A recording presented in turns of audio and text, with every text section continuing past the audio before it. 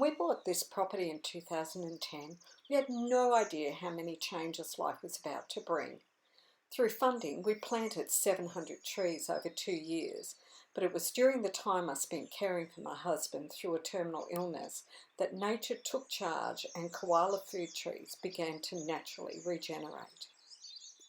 I didn't realise the power of what was happening until a few months after his death, when I finally ventured out to see what had been happening on the property. Mother Nature was working to heal the land and now to help heal my heart and spirit. I think I can truthfully say that as I work to save koalas in our environment, they have saved my life too.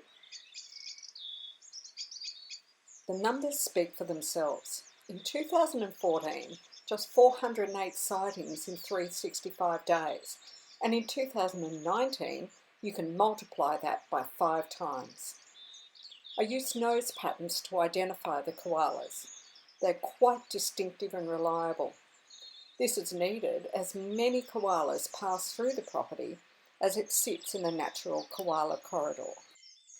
The 2019 colony members you're most likely to see are Maxine, the divine Miss M or the princess, Jordan, who's the top of the heap, the colony alpha male, Racy, a really wild koala that can be quite hard to see, Stevie, who's the most shy even of me, Chrissy, who's survived chlamydial conjunctivitis, Frankie, who is the son of Stevie, and probably Jordan as well, Phoenix, a wild girl just like her mum Racy, Dewdrop, soft and pretty, just like her mum Maxine, Summer, who arrived on the property a little earlier this year as a juvenile, and Bullet. He survived a dog bite that abscessed, seeing him in hospital for 2 months. Koala habitat is made up of food and shelter trees. The forest red gum is a primary food tree with koala grey bark. Sallywattles are great shelter summer and winter. Pink bloodwoods are important secondary food and shelter trees both for koalas and many species. The rainforest remnant is bloodwood and brushbox dominant. The ecosystem here teems with other wildlife too. Bird life is abundant, and here are just a few. The sacred kingfisher thrives on small reptiles and water-loving insects.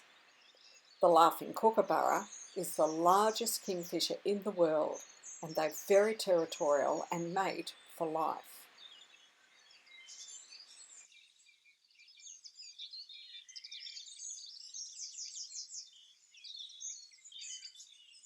The bright blue superb fairy wrens rely on the cover of shrubs and nest in the native grasses. It's important to always stay on the tracks to prevent destroying homes. The redback fairy wrens also nest in the grass and are closely related to the superbs. The grey goshawk is an awesome predator bird. Honey-eating birds abound too, like the blue-faced honeyeater and the brown honeyeater. The rainbow lorikeets are always a favourite, as their colours are astounding and they're always up to larrikin antics. They are closely related to the green, scaly-breasted lorikeets. The yellow-breasted robins give a pretty flash of soft colour. Magpies are large and they walk along the ground to hunt. Magpies and butcherbirds are 2 of our best songbirds. Butcherbirds are smaller and hunt on the wing. They're brown when they're young and then they swap to black and white feathers on maturity. They'll hang extra kills in the trees like meat on a butcher's hook to come back to later. Golden whistlers and the rainbow bee-eaters are seen in the denser areas as they are tiny and need the cover from the larger birds. Tawny frogmouths are not owls, but they are nocturnal and they live on insects. Sadly, they're often hit by cars as they're attracted to the insects swarming in the headlights. They're stunning and mate for life, raising their young as a teen. The yellow-tailed black cockatoos are huge and powerful as they rip borers out of the trees. If this tree lives, this will become a hollow in 100 years' time. Colourful eastern rosellas are a pretty blur as they fly past. Eastern water dragons are seen sunning in the warmer months. They grow to a metre long, but much of this is tail, and they are stunning. The bearded dragons are not as long, but can inflate a beard around their head when startled. Their big cousin, the goanna, can be 2 metres and climb trees in a flash. Coastal carpet pythons live in the trees. The blue tongue is a slow and placid lizard that lives in burrows. This is the native lesser wanderer butterfly. There's a huge range of butterflies and many of them are seen even in winter. The monarch or greater wanderer are found here, as is their host plant, milkweed. They don't need to migrate out during the milder winter here. There's several species of dragonfly, and in the summer they're profuse and so colourful as they dart all about. Another summer creature you can't miss hearing are the various cicadas, which actually breed inside the trunk of some of the eucalypts. Many native bees are busy pollinating, the most striking being the blue-banded bee.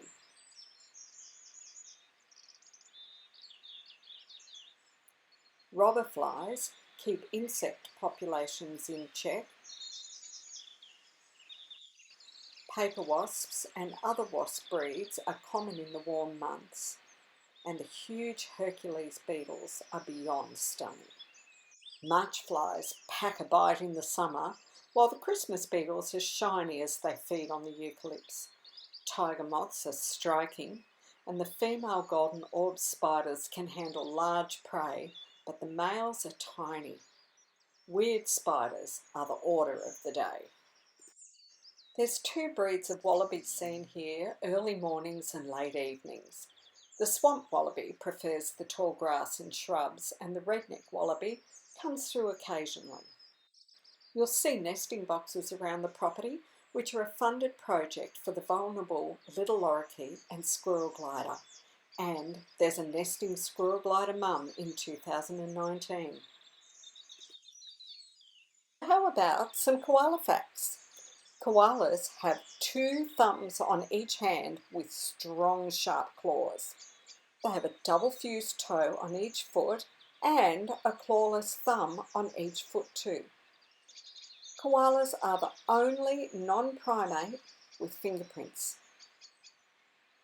They have no canine teeth, so there's a gap between 2 incisors and the molars. They have to work hard to grind tough eucalyptus leaves as much as possible. Most of the digestion then happens in a huge 2-metre-long cecum filled with billions of bacteria. That's our little appendix. No wonder they look tubby. Koalas rarely drink water, getting the moisture they need from leaves. In fact, their name in Aboriginal means no drink. Those sharp claws mark the trees, so look out for signs of koalas climbing. Male koalas have an oily scent gland that produces a strong, musky substance that they rub on the trees to mark their territory. It's rare to see one koala actually smelling another, and these are 2 young males.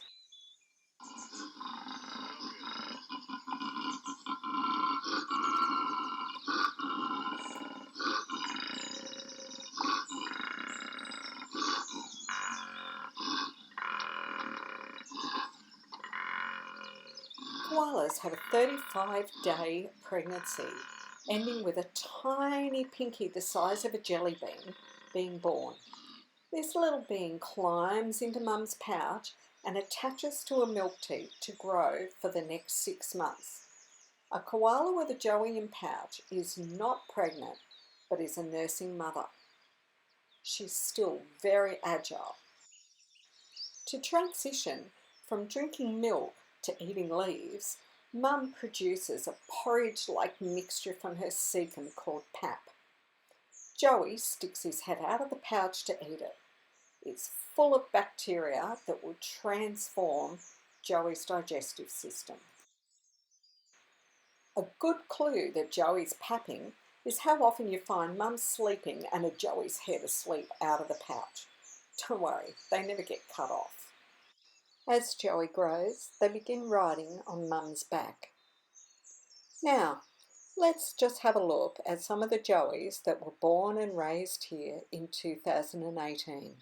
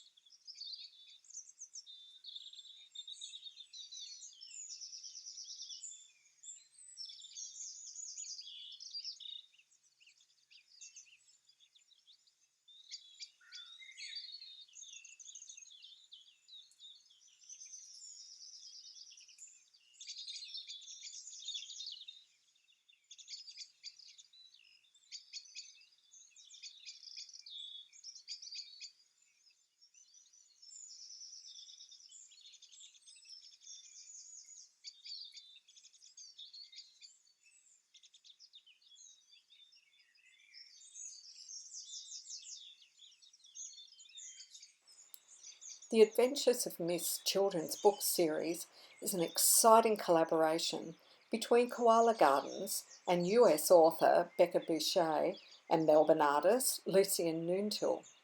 Children will fall in love with nature through these beautiful stories. Book 2 is being painted during 2019. A calendar of photos voted as favourites on Facebook is printed every year and makes a stunning gift for yourself or someone you love. They sell out fast each year. Check out koalagardens.net.au and follow us on your favourite social media at Koala Gardens on Facebook, YouTube and Instagram. Lots of fab clothing and other great stuff with your favourite koalas on Redbubble. The perfect gift is to adopt a koala for yourself or someone special. You can choose the budget that fits. We have to stop the destruction. There is no simpler message than no tree, no me.